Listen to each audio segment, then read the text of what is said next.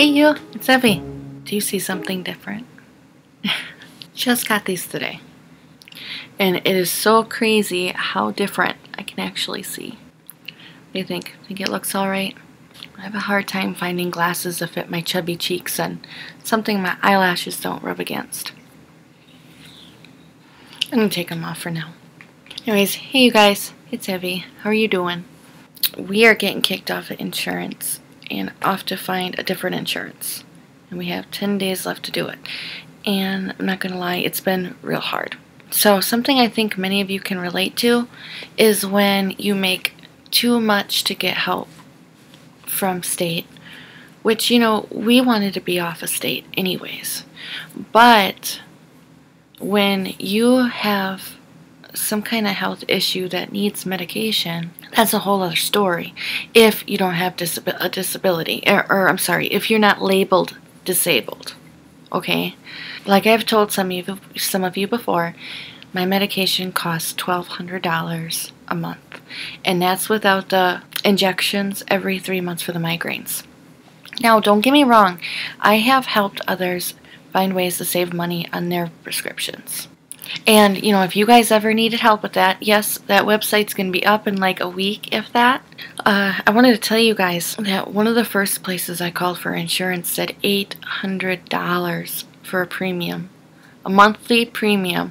Oh, okay. Yeah, let me just pull that right out for you. I think that's the problem with so many people applying for disability. That's why it's such a pain to get.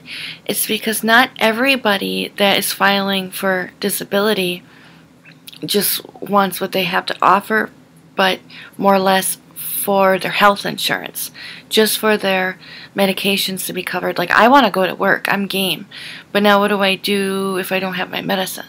You don't have my medication. I know some of you get really mad when I call it medicine, but you know what I mean. I know it ain't good for you. I know. It's medication. You know, you got this law now that you have to have health insurance. And just like auto insurance, don't you think everybody would want that? Would have it?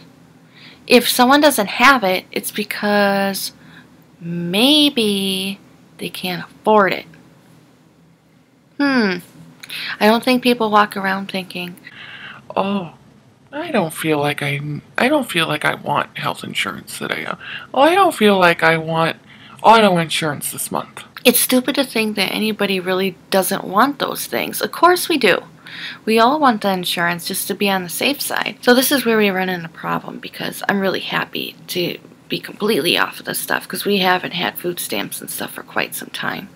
But we were paying this premium type thing of insurance with insurance and co-payments, which was really nice, very helpful. But then all of a sudden it goes, okay, no more insurance as of the 31st. And I'm trying to run around figure out what to do, and I go apply for these other ones, and you should be asking state insurance, and then they say no. It's been a real headache.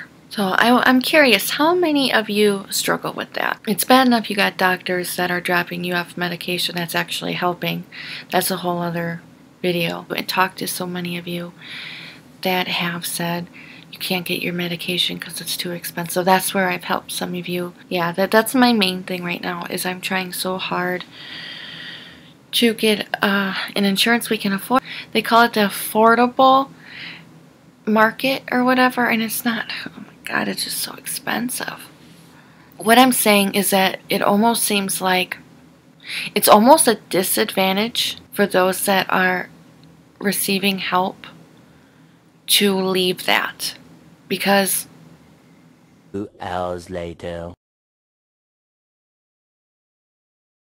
Okay, let's say Bob and Sally. Okay, let's say Bob and Sally both lost their jobs. No, let's say Sally's really sick, Bob lost his job. There we go.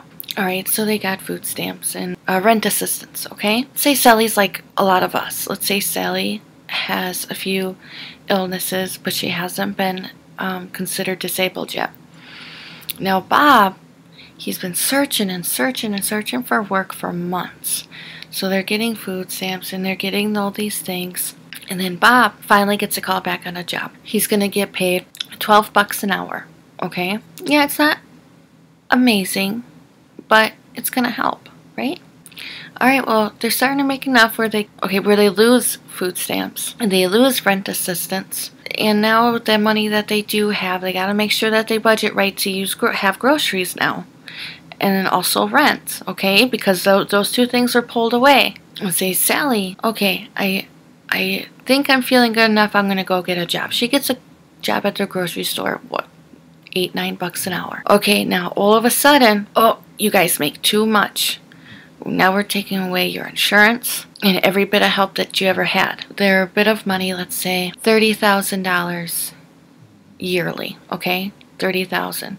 Now they lost all their help for rent. Let's say their rent was $700 a month. They lost their food stamps. $1,200 right there.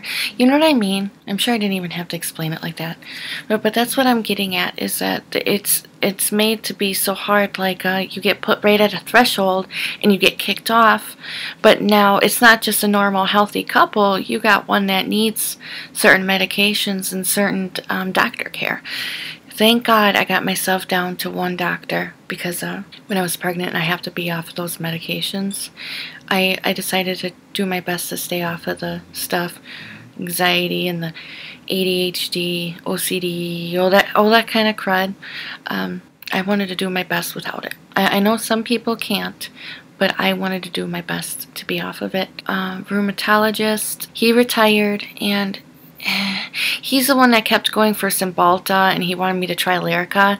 So once he was gone, I didn't want to take my chance of getting another one of those kind of doctors. I really, really liked my pain management doctor, and I just kind of stuck with him. He just kind of became my primary doctor, but he's considered a specialist in when it comes to insurance.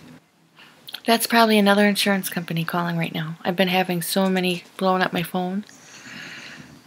What did I count at one night? Just heading out of town. 22 phone calls when we took the kids out of town for a little while. We just need insurance like Canada. Why can't we have that? Seriously, why can't we have that? And you know, it just takes a fraction, half of a penny to make a bottle of medication. I guess this more or less became a rant video, you guys. I'm sorry. But another thing I wanted to tell you, I guess you can write companies, and then you also get fined if you don't have insurance too, but we need it anyways. The kids are all good, so I'm really happy with that.